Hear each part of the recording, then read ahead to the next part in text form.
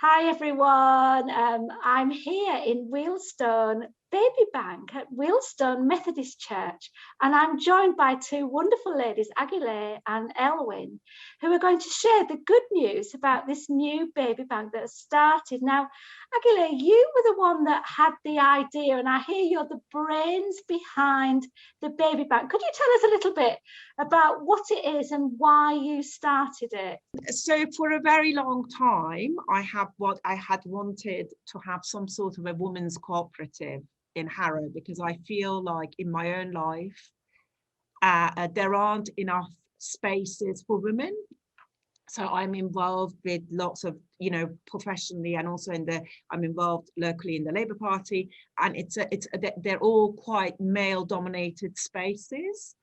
And I felt like I was missing out on this. And one of the things I really enjoyed is like dropping off my children in the morning at school gate and speaking to people. And I'm a governor in this school, and through that and just being at the gate, I noticed a lot of Harrow has a serious issue with poverty. There's lots of people on 0 hours contracts, and I think that's a big part of it. Then I got really lucky. I got introduced to Harrow Citizens Organiser just completely by chance through a friend. And I told her about my idea of having women's groups. And then a month or two later, she said, "Oh, would you be up for starting it as a baby bank?" And I said, "Tell me more." And I think, and this is credit to Citizens, they had a lady who was working for them as a consultant. And I had many weeks of like once a week meeting up with her in a Zoom meeting, and she would talk through, what the models that they had previously done, how people have organized it locally, how to go about getting interest locally. So, and it was, she was amazing. She was someone who had done this before previously, and she was amazing. And also, they had some money. They had about £3,000 pounds that they could share with us. But again, we needed to write. It wasn't like a very complicated business case, but kind of saying where we want to spend the money and so on. So I did that, and happily they said that this is great. We will do this. And I have been really lucky. I feel like I've been really lucky because I landed on really good people. So initially, the first person I told is my friend Gina. And I know that she's got background in, and then after she retired, she's this amazing woman. And then after she retired, she did a PhD in access to healthcare for children and young people in ethnic minority groups. She's just, honestly, she's amazing. Aghileh, one of the things that I noticed when I came was the diversity of the women, and I did see the minister of the church visiting as well. I think it's really great that you had this vision to bring women from all different walks of life together to create this baby bank. Aelwyn, you were there at the baby bank. How did you get involved with it? Well, I think the church became involved through our church development worker, through Kath, and she was initially in contact with the citizens as well, and with Aghileh, and so that was really the link. And then the minister was supportive. It's a basic tenet, obviously, of the Methodist Church to be involved in the community, part of our service. And I think we've got a tradition of having been involved with young children through originally for more than 50 years. Through play groups. We now have a preschool, which is not church run, but we host it. And until the pandemic, we had a very flourishing toddler group. So really, it's just an extension of service to the community involving young families and so on. I knew Kath through that toddler group because I used to take my own daughter and my son to that. So Kath is a really integral part of this group, because I knew that Kath knows everyone in the community. During the pandemic, she would you know, she would organize people, and she was like she told me, there's this man, I need you to go and check up on him every week. So, you know, I think she is a big part of the community, and that was, yeah. Wow. And this, I think, is the nuts and bolts of this good news story that I love, to see different parts of the community seeing a need, seeing the poverty, recognizing that people had things to give. I think the location of the church is fantastic, because when I was there was people sat outside who were from the English class, there were people coming from the high road. It was fantastic. Aghileh, how do people know where to bring the things? How do they know that you're there? I'm quite a chatty type person, and I speak to everyone and anyone.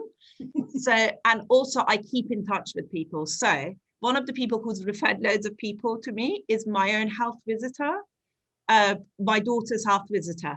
She's brought stuff delivered stuff to my house, but also she has referred people to us. She's told people about us. So the health visiting community know about us.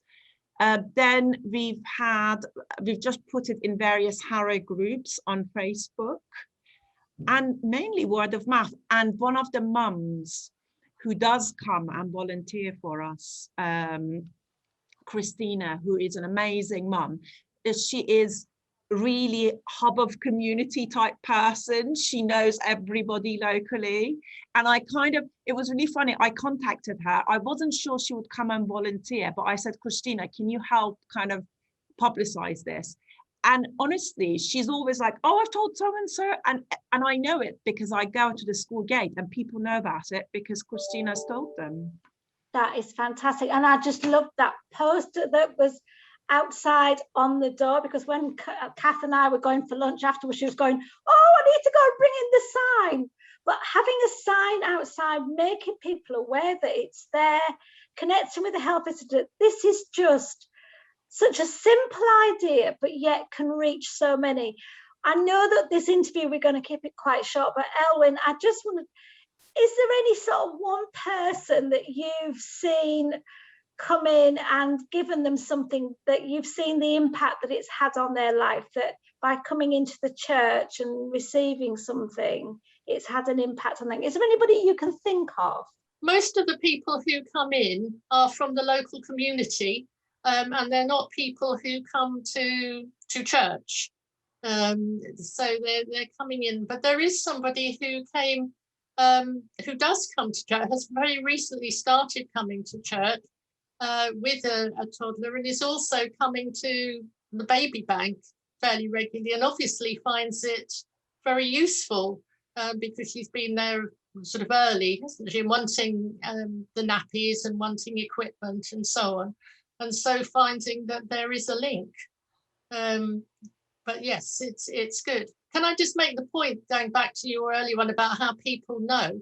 I think that notice, because it's gone out as flyers as well, is recognisable, and that's been gone out through the sort of traditional, well, social media, but can also be, you know, put up in hard form as well, and so on. So people have spotted it. So I think we've used as many communication channels as we can to get the word out there.